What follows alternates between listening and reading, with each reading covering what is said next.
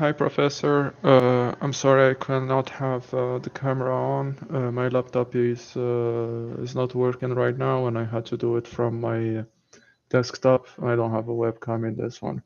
So for this week's submission, we had to answer the question, what was your biggest success or contribution to your organization this term?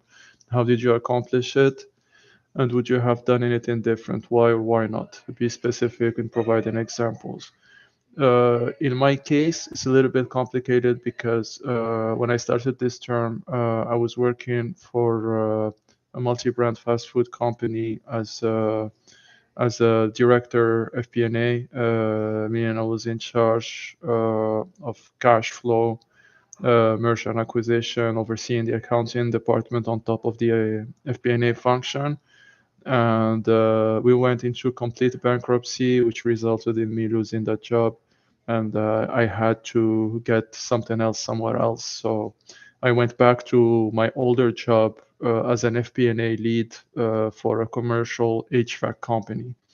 So one of my biggest success this term was identifying and addressing major inconsistencies in the financial statement of a newly acquired company in the current process of developing the 2026 AOP. So when I joined the HVAC company as a lead FP&A, I was tasked with developing a budget and forecast for three recently acquired intentionally or through poor controls. So when I started digging into the new acquired company's number, I remind you, this is only the last 2 weeks. I didn't dig to the level that I want, but the AOP is due next week. So I did whatever I could in the time I was given. So I could immediately spot red flags and knew exactly what question to ask. For example, I noticed that certain maintenance costs were being booked as assets instead of expenses, inflating profit margin. I also saw inconsistencies on how rebate and vendor credits were recognized.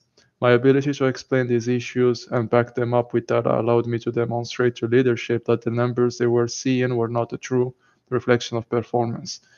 Interestingly enough, even some of my superiors who come from a publicly traded corporate background were less familiar with the kind of accounting irregularities that can exist in smaller privately run business. This gave me a unique opportunity to add value beyond my title, showing that my practical experience could strengthen our financial integrity and integration process. So if I were to do anything different, I would have documented this finding in a more structured way earlier in the process. But again, due to time constraint, I cannot do that and deliver AOP on time. At first, my focus was correcting the issues and getting the forecast to balance, but later I realized how valuable it would have been to maintain a detailed record of how the inconsistencies and the adjustments were made. That would have streamlined the review process and provided a useful reference for future acquisition. Overall, this experience reminded me that title don't define impact, expertise and execution do. Leveraging my prior experience in managing cash flow, M&A, and accounting, oversight helped me make a meaningful contribution in a new industry and establish credibility quickly. Turning disorganized and reliable data into credible operating plan was both a professional challenge and a personal accomplishment that reaffirmed the value of my analytical and leadership skills.